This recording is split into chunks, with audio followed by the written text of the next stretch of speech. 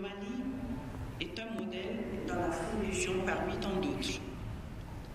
Certains pays œuvrent dans ce sens aussi, puisque nous travaillons en interaction. Donc c'est un aspect qui est à encourager parce que nous ne restons pas et nous n'ignorons pas ce qui se passe sur notre continent, sur le blanchissement d'argent, le transfert des biens. Et ce réseau travaille ardemment là-dessus avec AFNIC, dont je fais partie. Je vous remercie. I have 3 issues to ask for clarifications. And of the 3, 2 go to the Gambia and 1 to Togo. So first on the 2 issues. If you look at the report of the Gambia, paragraph 1.12 on page 2, they tell us about the situation of former President Yahya Jammeh, who misruled the country, ruled with tyranny and dictatorship. May I ask, as he is in Equatorial Guinea now, is it likely that he will be asked or will be extradited back home to face justice for the human rights atrocities committed during his 23 years in, or that the Gambia would hand him over to ICC for him to be tried? Can we be assured of the justice system in the Gambia to handle this matter? Because we are aware that in the case of Ivory Coast, President Laurent Gbagbo was handed over. However, his wife was made to stay in Côte d'Ivoire for a trial by the Ivorian justice system. 2, beyond the political rhetorics after the December 1st elections, we are aware that President Jammeh's party petitioned the Supreme Court of the Gambia in accordance with the country's constitution, where one has issues about the outcome of elections. May we know from the Gambian delegation whether the matter, as was reported, was properly placed before the Supreme Court of the Gambia? If so, whether there is a date fixed for hearing of this matter for it to be dealt with in accordance with law. My third issue to Togo. In Togo's report, the last paragraph of page 5, which ends on page 6, we are told that there is a policy of reconciliation led by President Faure since 2010. And in fact, we are a living witness to the fruits of this policy of reconciliation, whereupon we now see Mr. Bekris Olympio always with President Faure Gnassingbé. In fact, in a recent visit by the Ghanaian President, President Nana Akufo-Addo, we saw that there was exhibition of such reconciliation. However, we are equally aware that 3 years ago there was an attempted coup by the former defense minister, who also doubles as the brother of President Faure Gnassingbé. May we know, as a result of that attempted overthrow of the constitution, whether the former defense minister has undergone trial, or he is under house arrest, or that he is being tried in jail by a court of competent jurisdiction for attempting to overthrow the constitution of the Republic of Togo. I'm grateful so much indeed, Mr. Speaker, for the opportunity. Merci, Monsieur le Président.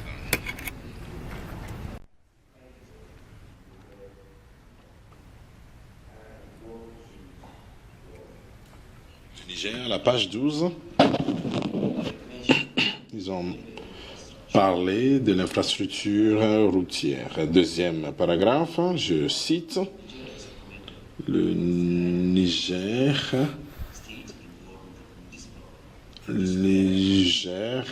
doit, ensemble avec la CEDEAO, travailler avec les autres pour travailler sur les réseaux routiers Niger, Niamey, Abidjan, Lela, Marawa, vers le Nigeria, Zender, Magaria, Niger à la frontière du Niger, et Niger, Bandessa et Niger à Kassina, à Kano au Nigeria. Et ils l'ont fait, ils l'ont libellé de façon trop générale. S'il avait mieux fait, on aurait eu une plus grande idée parce qu'il y a des villes comme Daoura, Megatania et autres. Donc, je voudrais leur suggérer de mieux le libeller. La dernière fois, vous avez mentionné le traité national. S'il y a des erreurs, il faut plutôt faire les corrections. Donc, la correction que je voulais apporter ici, c'est au lieu de dire Kassina Kano, on pourra mettre Djibia entre parenthèses avant de citer Katina et Kano. C'est ce que je voulais apporter. Merci. Qu'est-ce qu'ils pensent de cela? Avec tous les mouvements qui se passent actuellement en Gambie, pas au Tchad, vous voyez ça sur les médias. Deuxièmement, je voudrais savoir, à l'Assemblée nationale qui a été tout dernièrement, il y a eu combien de députés de l'ancien régime, l'ancien gouvernement? Si oui, je voudrais connaître à peu près le nom, parce que quand je pense chez nous en Guinée, il y a eu deux régimes. Le régime de faire persécuter, le régime de faire la Sarapondé. Aujourd'hui, ils ont eu 0 député à l'Assemblée nationale. Donc, je voudrais savoir en Gambie si aujourd'hui, il n'y a que le régime actuel qui n'a que les députés. Donc, l'Assemblée deviendra monopole. Je voudrais avoir quelques renseignements là-dessus. Deuxièmement, concernant le Mali, on a parlé de la promotion des femmes. Nous nous réjouissons vraiment beaucoup de tous ces chiffres que nous avons, mais qu'une loi a été votée. Je voudrais connaître exactement le contenu de cette loi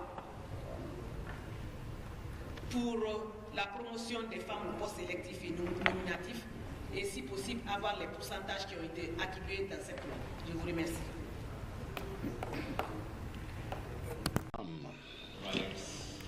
Des droits des femmes au Mali. J'ai des difficultés à réconcilier les chiffres présentés par la délégation du Mali. Je voudrais savoir, sur les élections, ils nous ont dit qu'il y a 31% des candidats qui ont pris part aux élections municipales étaient des femmes. Et après, ils nous ont dit que 30% des femmes ont été élues. C'est-à-dire 1%, à peine 1% de celles qui ont pris part à ces élections municipales ont été élues. Et quelque part, dans leur présentation, ils nous ont aussi parlé.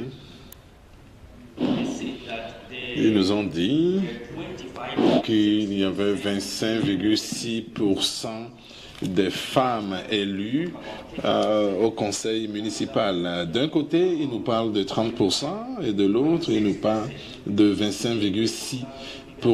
Est-ce qu'ils peuvent nous informer sur ces chiffres et les harmoniser, puisqu'on va les mettre dans les rapports? Ils nous ont aussi dit qu'il y a 11 maires femmes. 11 femmes maires. Est-ce qu'ils ont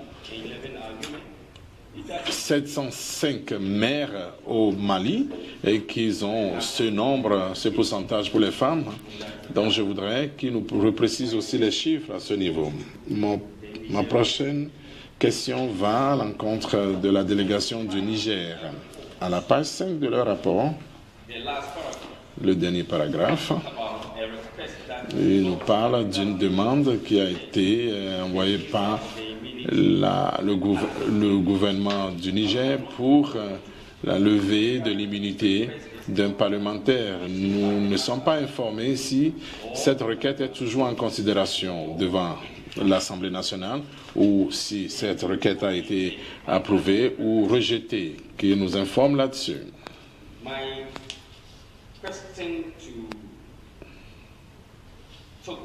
Ma prochaine question va au Togo.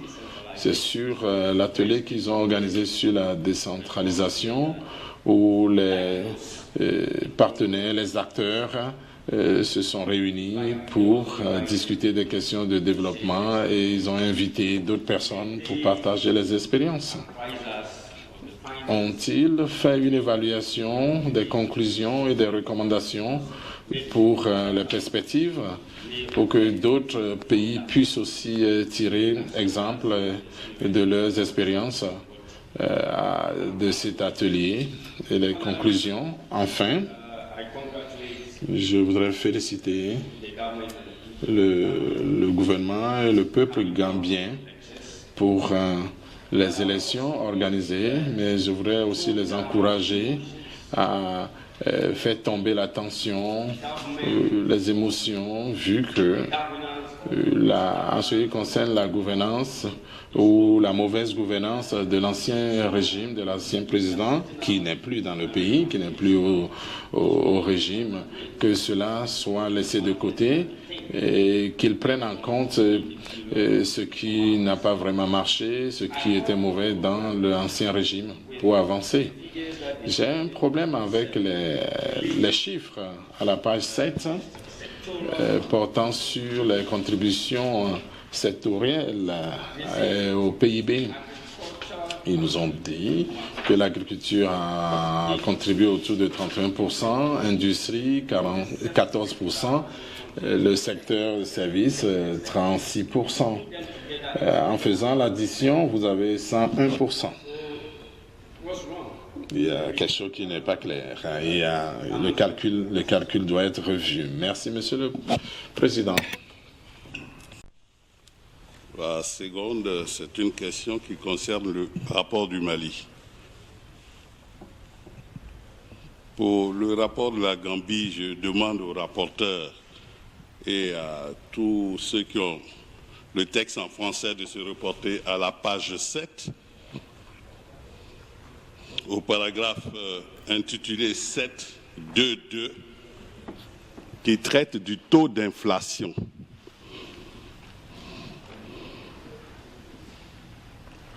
Je me demande s'ils ont eu le même cadre que nous devons commenter lorsqu'ils disent que le taux d'inflation qu'ils ont, c'est à 7,9%. Ça, c'est ce qu'ils disent et c'est ce que nous comprenons. Mais ils disent que c'est inférieur aux critères de convergence demandés par la CEDEAO qui serait à 10%. Ce n'est pas exact. Ce que nous avons, et c'est pour ça que je soutiens celui qui a dit, est-ce qu'on a les mêmes tableaux à commenter? Ce que nous avons, c'est inférieur ou égal à 3%. Ce sont les critères de convergence de la CEDEAO, les critères de bonne gouvernance. Si ce n'est pas ça, il faut reprendre tout le texte du 7.2.2. Toutes les informations ne sont pas vraies, ils sont données dedans, en rapport avec la CEDEAO. En ce qui concerne le Mali, je les salue pour l'effort qu'ils ont fait, parce que le rapport est vraiment dense. Mais j'ai un problème avec une petite explication que je souhaite avoir. Il s'agit du TEC. Ils se sont inspirés d'un modèle qui serait inspiré d'un modèle de l'UEMOA, mais qui serait plus amélioré avec une 5e bande. Il est bon de nous dire qu'est-ce que c'est que la 5e bande et quels sont les avantages que ça apporte pour le renforcement de notre budget communautaire. C'est une explication un peu plus claire que je demande. Je vous remercie. Rapport pays, je voulais les remercier pour le bon travail qu'ils ont abattu. et que nous voulons leur dire merci parce qu'ils sont allés en profondeur des choses. Maintenant, ma question va tout d'abord à la Gambie et ensuite au Mali. Mais je vais faire les remarques concernant la Gambie et le Mali. Tout d'abord, la Gambie. Je voudrais le remercier pour les détails qui ont été fournis et les commentaires et observations qui ont été donnés concernant le rôle qui a été joué par la CEDEAO lors de la crise. Tout d'abord, ils ont parlé de l'effort qui a été déployé par la CEDEAO pour que la paix puisse être maintenue sur le territoire de la Gambie lors de la crise. Vous savez que c'était une tâche ardue que de maintenir la paix. Parce que surtout quand vous avez un président qui était aux affaires pendant 22 ans. Donc je voudrais dire merci à l'ECOMOG également. Je voudrais également dire qu'ils ont parlé de comment l'ECOMIG a tout fait pour faire sortir l'ancien président et tout s'est passé sans heurts. Et ceci m'amène à faire une recommandation. Je voulais formuler une recommandation à cause du fait qu'il y a une situation de 22 ans. Ce gouvernement d'alors est parti. Peut-être qu'il faut plutôt utiliser le COMIG pour restructurer l'armée, parce que l'armée était sur la tutelle d'un gouvernement de ces gens depuis 22 ans. Cette armée peut être divisée. Je voudrais demander à ce qu'il y ait une possibilité pour que on peut utiliser les COMIG ou une autre organisation qui serait disposée à le faire, de les aider à restructurer l'armée. Je voudrais dire encore également qu'on peut utiliser le COMIG pour autre chose également, pour assurer la sécurité, parce que je suis pas sûr que la sécurité soit au beau fixe. Je pense que nous devons tout ce qu'on peut faire en utilisant le COMIG et toute autre organisation pour restaurer la paix dans ce pays. Parce que vous savez, il y a eu 22 ans de gouvernance et vous savez qu'ils doivent être dans une situation difficile. Cela dit, je voudrais m'appesantir sur la question de renseignement et d'autres questions sécuritaires auxquelles j'ai fait allusion tantôt. Ici également, la Gambie ne doit pas être en reste pour restructurer ce secteur également, parce que ceci est extrêmement important à tout gouvernement.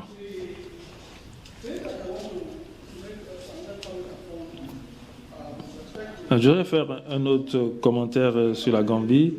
Ils ont parlé de commission vérité et réconciliation. C'est une bonne proposition. Ceci est nécessaire. Une fois de plus, parce que le gouvernement est en place depuis 22 ans, il doit y avoir des divisions internes. Mais en choisissant ceux qui vont gérer cette commission, il faut aller au-delà de ceux qui travaillent maintenant. Ça doit être les juges à la retraite ou bien des hauts fonctionnaires à la retraite. Ce sont eux qui doivent gérer cela. Je pense que le Nigeria a connu cela. Quand il y a eu l'élection d'Abiola et d'autres interventions qui sont arrivées, et ce pays a dû mettre sur pied une commission vérité. Je pense que nous, au niveau du Nigeria, on va voir quel type de recommandations nous pouvons formuler pour aider les Gambiens.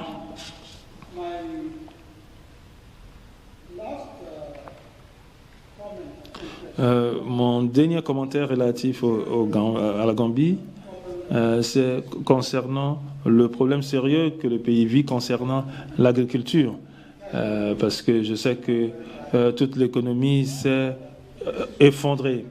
N'oubliez pas que c'est le secteur qui occupe environ 70% de l'économie en Afrique de l'Ouest. Je pense que nous devons s'apaisantir là-dessus de façon sérieuse. Comme ils ont dit que la culture s'est effondrée, ceci veut dire que l'économie va se sentir très mal, surtout avec ceux qui doivent vraiment tout faire pour survivre. Maintenant, je veux parler du Mali. Moi, j'ai une petite préoccupation. Il y a cela 3-4 ans, j'ai été dans une délégation de ce Parlement pour aller au Mali. C'est concernant la crise qui a éclaté, concernant les coups d'État. Et j'ai pensé qu'ils allaient se réconcilier et résoudre le problème. Parce qu'on voit que pratiquement toute la partie nord du pays est dans la main des rebelles, ou bien il y a tellement de problèmes sécuritaires. C'est un sujet de préoccupation pour moi. Aussitôt que nous trouvons des solutions, le mieux nous serons. Je pense que ce Parlement doit tout faire rapidement, parce que plus ça prend du temps pour que le Mali soit un pays sans problème, on va avoir un pays à deux vitesses.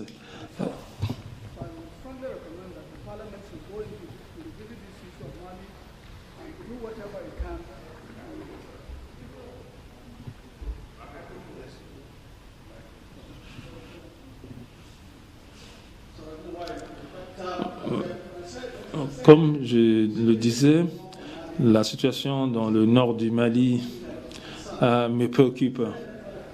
Et je vous ai dit que j'ai eu l'occasion, il y a de cela 3 ans, d'aller au Mali quand le problème a commencé. Mais ce problème perdure et ça me préoccupe. À cause de la géographie du Mali, plutôt ce Parlement va faire quelque chose et que toutes les institutions de la CEDEAO vont intervenir, le mieux nous allons nous sentir. Il ne faut pas permettre à ce que ce pays soit balkanisé et divisé en deux, une partie nord, une partie sud. Merci, Président. Ma question, c'était à l'endroit de la délégation gambienne. Mais ma collègue Aïssata Daffé a pris mes préoccupations en compte. C'était par rapport aux partis politiques qui ont pu gagner les élections.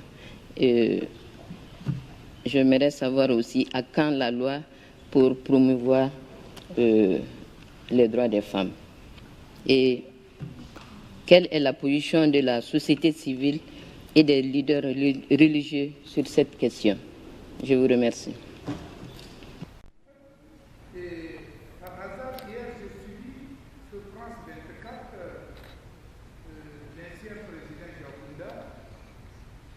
Président, lorsqu'il avait demandé au gouvernement français d'intervenir au Mali suite à l'attaque et à l'avancée des djihadistes.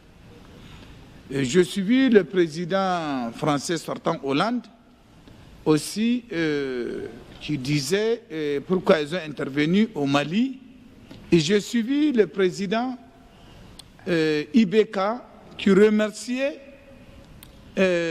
le gouvernement français d'avoir intervenu au Mali pour stopper l'avancée des djihadistes.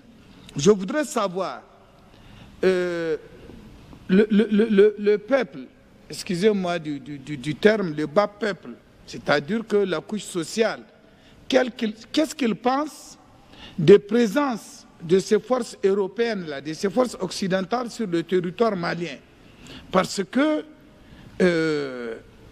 non loin qu'avant-hier aussi, je posais le problème de savoir sous le contrôle sur le fait de prendre souvent certaines personnes sur les bases des informations. Je voudrais savoir exactement que veut le peuple malien dans son ensemble. Ils sont contents de la présence de ces forces occidentales ou bien ils ne veulent pas de leur présence. Merci, Monsieur le Président. Je n'ai pas grand-chose à dire, mais je voudrais toutefois remercier les présentateurs pour leur rapport. Ces rapports nous permettent de connaître la réalité de nos différents pays. Tout d'abord, je voudrais remercier les autorités et les femmes du Mali. Je suis convaincu que l'élection de femmes est une bonne chose parce que ces femmes sont capables de faire des choses.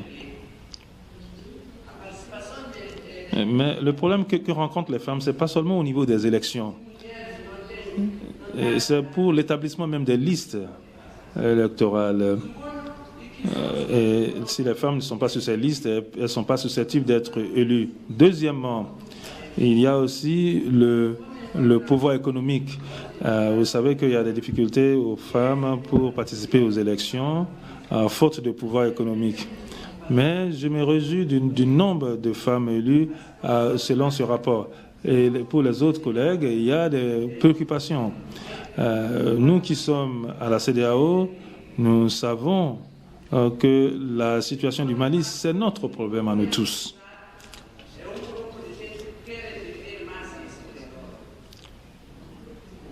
Parce qu'il y a un groupe de personnes qui veulent diviser le territoire. Le problème du Mali, c'est le problème de nous tous dans la communauté. Et il faut que nous examinions soigneusement cette situation et trouver un remède. Nous ne pouvons pas permettre d'avoir une situation où une partie va à l'élection et l'autre partie ne peut pas aller aux élections. Je pense que nous devons soutenir le Mali pour trouver une solution à ce problème.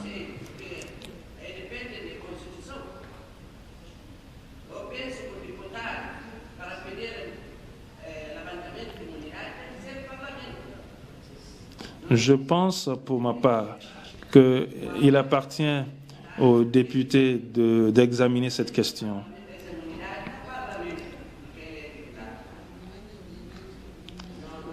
Quand il faut enlever l'immunité d'un parlementaire, c'est le Parlement qui doit décider cela, ce n'est pas la Constitution. Donc j'ai quelques doutes par rapport à la véracité de cette déclaration. Merci, Président.